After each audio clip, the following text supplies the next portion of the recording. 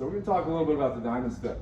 I think it's a widely misunderstood maneuver. It's an extension of a triangle. So you got this triangle here, which has three different, you could say, three different commitment levels. There's one which is just step and back, step and back. There's one which is commit the weight, but the trailing foot is there. And then there's the step through, which is full commitment. You're leaving and you're going somewhere else.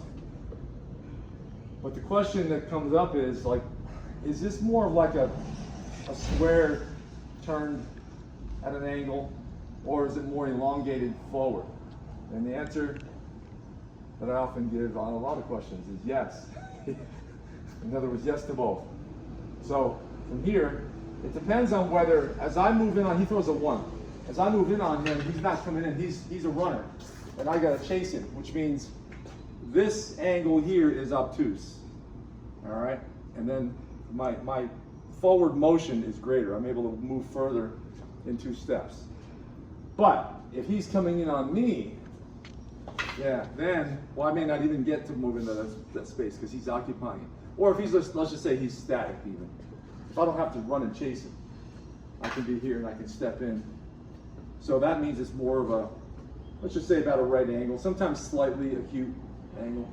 But these are the adjustments you make on the fly as you're moving and fighting, is what angle to step to get the job done, whether I'm getting out of the way of something or I'm trying to chase him. But the main thing I'm pointing out here is that there is no cookie cutter, same every time kind of angle that you use. It may go without saying, but I don't think it does, because a lot of people, they train solo and they do this, and that's just how they step, and they don't realize there's also this, or there's this, barely stepping off the line. As you get better, by the way, as your technique gets better, you may find that to chase someone, you don't need to move off the line as much, just to barely avoid an attack. Take some of the sting off of it as you deflect it, and then you're more about chasing. And part of it has to do with the combination of your fighting nature, I'll say, and theirs, the level of aggression. Some people are very aggressive, and some people are more defensive, some people are somewhere in between. And so your footwork will reflect that, as will theirs. And you have to, I would say fighting is about relating, and you have to make what you're doing work in response to or in conjunction with what they're doing. It's about relating. It's not just you imposing the geometry of your own footwork on them and then just assuming that that's going to work out fine. There's a lot of people, that's what takes years to develop, is responsivity and being able to look at someone and as they're fighting, he's throwing hits at me and stuff, and I'm moving and I'm coming in and he's backing away and I'm hitting. The kind of footwork I use will eventually be something that I'm not even focusing on. It just gets me there, and I'm looking more at what he's doing than really being self-conscious about what I'm doing with my feet.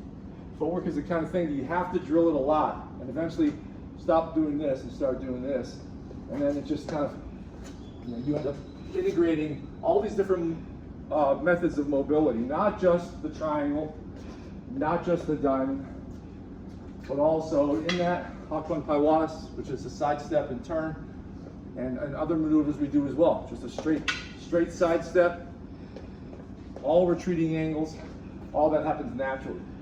The big problem I find for people learning is that they sometimes don't know either all the modes of movement or when to use one or the other.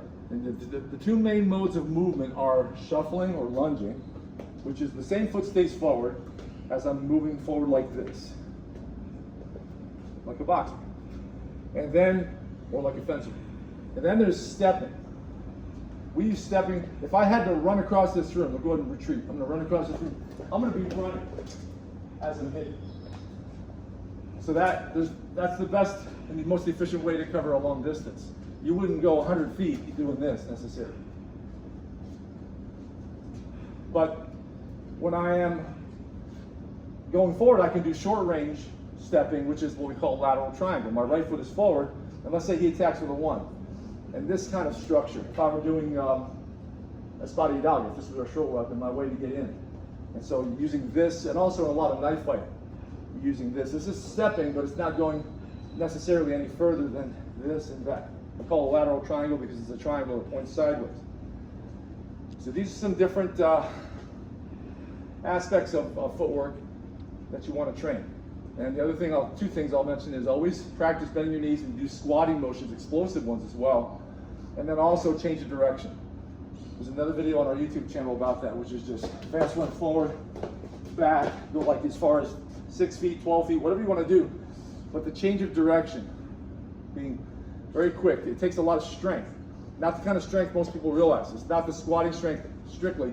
It's also this lateral stability kind of strength. There are muscles along the side, stabilizing muscles around the ankle, around the hip, and all through the torso. These are the ones you work that you don't work in the gym lifting regular weights and things like that. It's from movement.